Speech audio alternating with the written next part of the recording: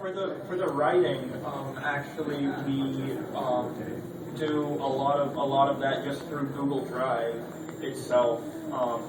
We have a system where we put scripts up on there, and the game actually pulls those from Drive to put them in the game. So it's a completely new system. No one has ever done something like this before. Right. So it's pretty incredible. On the subject of staff, real quick, I would like to mention that several departments are hiring right now to help work on this. We are always going to go through, volunteers, and if anyone has the right skill set here, we would encourage you to go online to legendsofequestria.com and put in an application. Yeah, definitely. Yes. So with things like this, do you have any concerns about things like legal issues, like Hasbro deciding to slap down a cease and desist order on it? Well, we use a lot of original things, in our game that really aren't too much of a concern for us right now. We have been avoiding copyrighted material in the game. We use We aren't using characters that are already established or anything like that.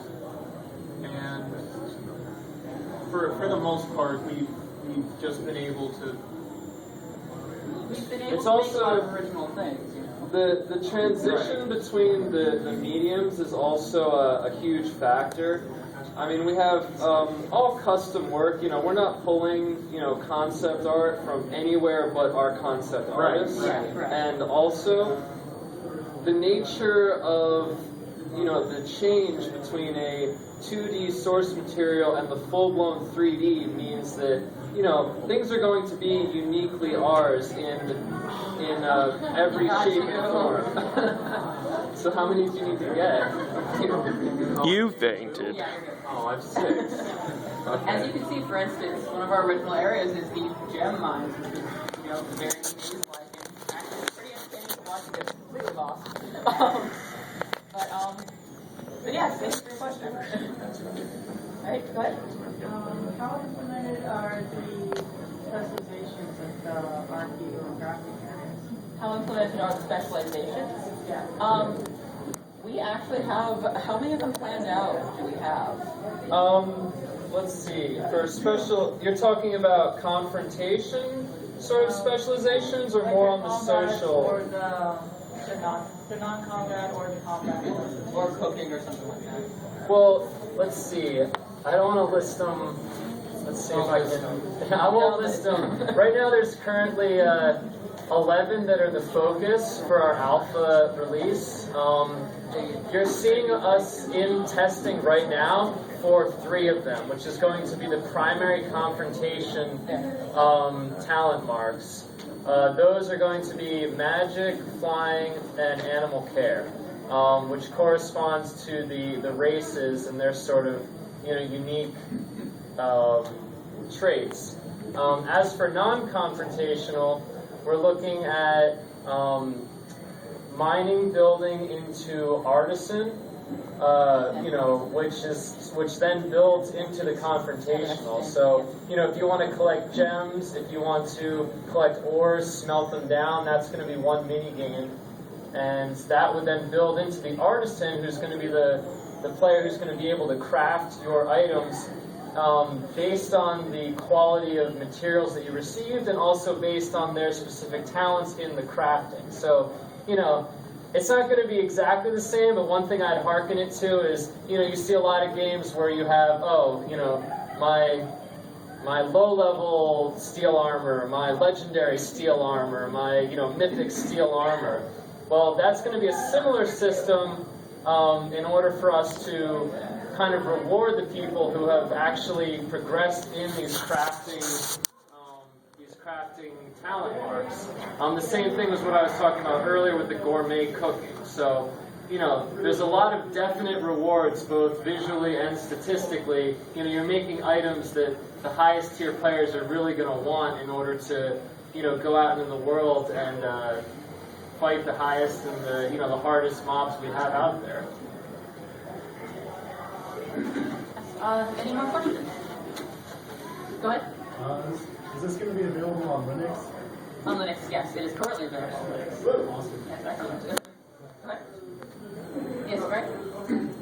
Robert, somebody a bit earlier mentioned copyright issues, and that got me kind of curious. If Hasbro does decide to crack down on it and you can't find a way to fight it, do you have a plan for offering this in some other way? Well, here's the thing. Right now, we do not use any copyrighted material from the show. We don't. None of the main six is in there. None of the city names are the same as the show. We try our very best to. We take inspiration from the show, but we're not copying the show. You know what I mean? Yeah. So we are doing our best to avoid copyright and everything else. Usually, when Hasbro puts a stuff, the non-disclosure agreement usually has terms of this is why. And if you change it, you can come back into compliance. Yeah, we will comply with that. Yeah, Like, we're not gonna close down completely, but All right, go ahead. Oh, sorry, your question get answered? Kinda, yeah. Okay. Okay, good. Go right ahead. I know you guys are still probably a long way since you're still in alpha, but what about, how many years do you think you guys would estimate the actual release to be? I'm afraid it is impossible to say just due to the nature of volunteer program here. We all do this in our spare time. Yeah, any date we gave you would be too reliant on the idea that the same people who are actively working now will have the time and availability to actively work in the future, and we just can't guarantee anything. Yeah, we have, a lot of people who actually have gone into, professional gaming from us, and then they don't always have the time, to continue working on the project, because it is a labor of love. We aren't getting any money; it is completely volunteer. So, that is one element of that. And if I gave you a date, I would be lying. So. sometime in the near future. Which I don't think anyone's mentioned yet, but the game, it is free to play. It's not going to contain any sort of premium content or like add-ons like that you're going to have to pay for. The whole thing is going to be free. Yes, definitely. Over here? So there's going to be like no cash now for everything? No. Nope. Right, nothing. Nothing. 100% free to play. It's rare to find that. Go ahead. How are uniforms different? Because I know in the show, they do objects, and I was wondering if you guys were going to do something like that, like maybe with physics, or because time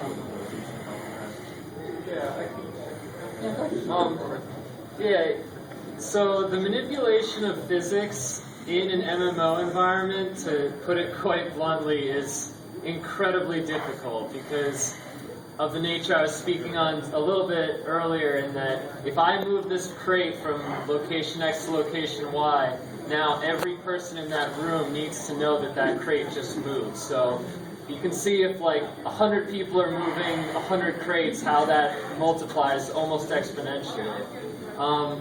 As for direct physics-based, we're not planning on implementing that. Like, you're not going to be able to just go up to, like one of these lampposts or, a box and push it over. Indirect sort of, I guess you could say, Fox physics, we are going to have. So that's something like, you go up and you push a box that has a predestined path. Like if you think of, Ocarina of Time, there's crates, but they can only move along certain like sled paths. That sort of physics we're definitely going to implement. But yeah, true physics is not something, you really see in an MMO environment due to just the nature and the difficulty of that. Thank you. Go ahead.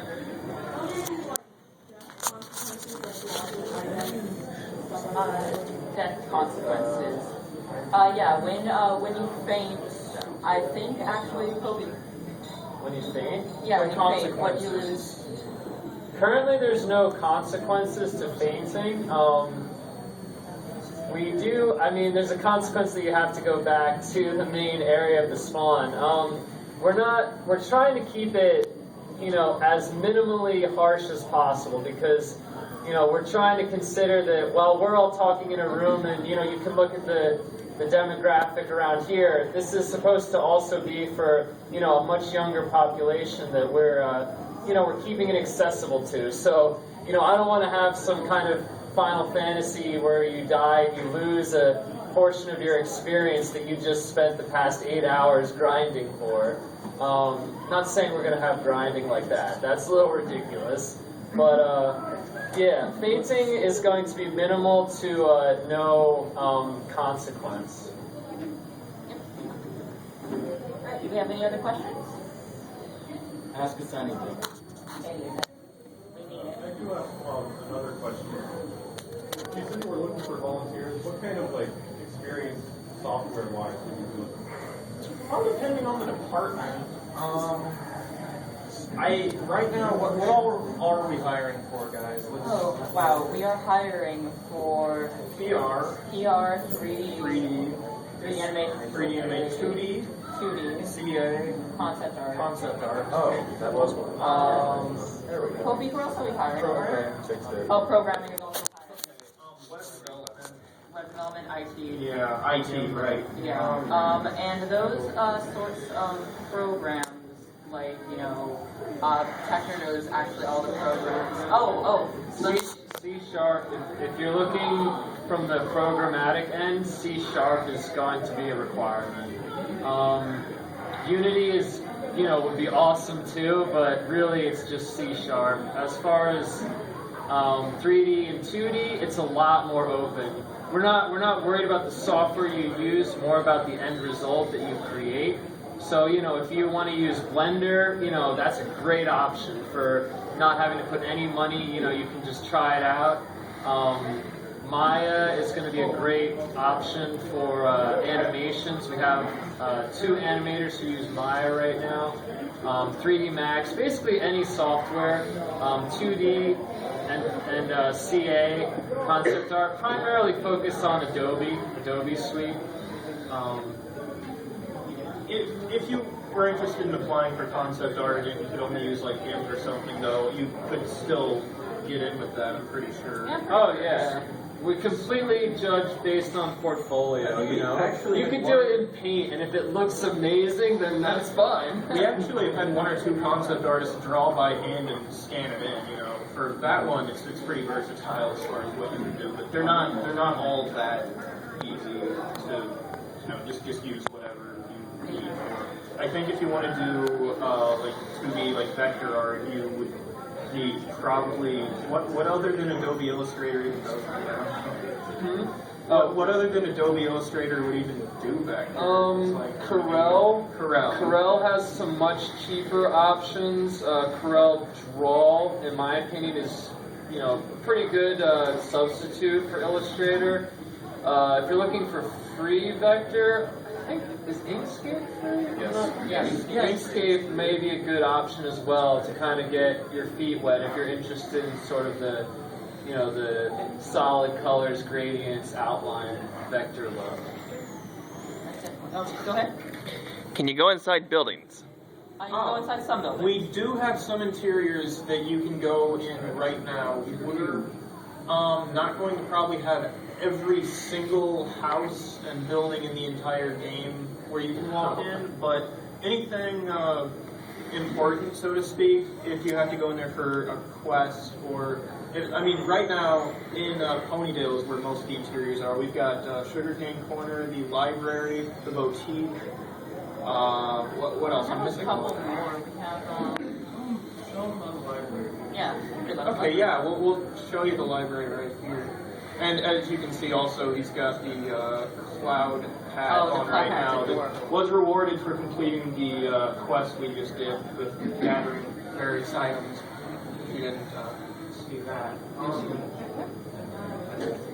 know there's a lot of buildings in major cities, so there's going to be a player housing system that players might buy a house or something. Unfortunately, we're not able to do that just because of the nature of how. Someone help me out here. Funding, it's free to play, so The housing, it's sort of it's just a resource issue. You know, if we have player housing, that means that we now have to open up a separate scene or room for every player that wants their own house. Right. So, and, you know, just because, you know, your room may not be nearly as large as, let's say, the entire city, cities that you've just seen, it's still just having that separate instance of a scene is going to tax it. And then if you multiply that by thousands of players, you know, stuffing their own personal room full of items, you know, for a game where we're kind of paying for servers on our own, you know, not asking for any money, it's a little bit too much, just server side for that. Right. It just like in relation to like instancing, and I would just, it is definitely like a block to have to. I mean, I get new writers all the time. They'll want to say, yeah, and then this NPC goes with you to this place, and you guys both have to like fight a monster there, and then come over here. And I a lot of times just gotta say, we can't have unique instances of the player and an NPC walking around town together, because then for everyone else, that NPC is no longer available, they're walking with this guy. Or alternately, we have to have everyone with a unique room instance for them so that they all have that one NPC walking around with them. Just little stuff like that. It's pretty limiting in that regard, but